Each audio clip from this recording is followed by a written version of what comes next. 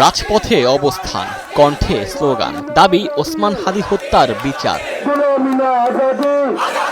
আমরা স্পষ্ট ভাষায় বলতে চাই, আমরা হাদী হত্যার বিচার চাই। চট্টগ্রামে বিক্ষোভ কর্মসূচিতে অংশ নেন শিক্ষার্থী সহ নানা শ্রেণী পেশার মানুষ।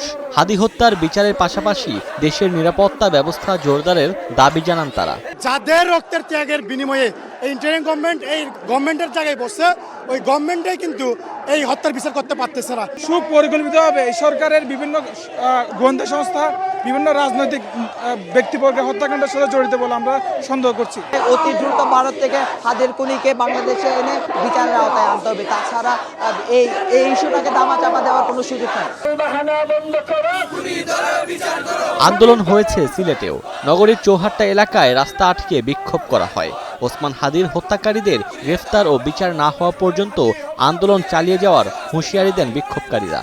আমাদের হাদী ভাইয়ের যে কোনো মূল্যে, যে কোনো শর্তে আমাদের হাদী ভাইয়ের খুনিদেরকে বিচারের আওতায় আনতে হবে। সঠিক বিচার হোক, খুনিদের বিচার হোক, এইটাই আমাদের দাবি ভাইয়া। হাদী হত্যার বিচার হবে না ততক্ষণ পর্যন্ত আমরা রাজপথ থেকে নামবো না ইনশাআল্লাহ।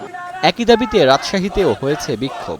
নগরীর তালাইমারি ও বিশ্ববিদ্যালয় গেট এলাকায় অবস্থান নেন আন্দোলনকারীরা। আমরা মনে করি এই দেশের গভর্নমেন্টের একটা অংশ এই হত্যাকাণ্ডের সাথে জড়িত আছে এবং অন্য কোনো দলেরও বড় কেউ জড়িত থাকতে পারে। আমার ভাইয়ের খুনিকে যতক্ষণ পর্যন্ত বাংলাদেশে ফিরাই না দিবে ততদিন পর্যন্ত আমরা ছাত্র, আমরা সাধারণ জনগণ, আমরা যারা ইনসাফের বিরুদ্ধে, ইনসাফের পক্ষে লড়তেছি, আমরা সবাই ততক্ষণ পর্যন্ত আমরা রাজপথেই থাকবো। নারায়ণগঞ্জে ঢাকা চট্টগ্রাম মহাসড়ক অবরোধ করে হয়েছে বিক্ষোভ। এছাড়া বরিশাল সহ বিভিন্ন স্থানে হাদী হত্যার বিচার দাবিতে ইনকিলাব মঞ্চের বিক্ষোভ অনুষ্ঠিত হয়েছে। Omar Faruk, Star news.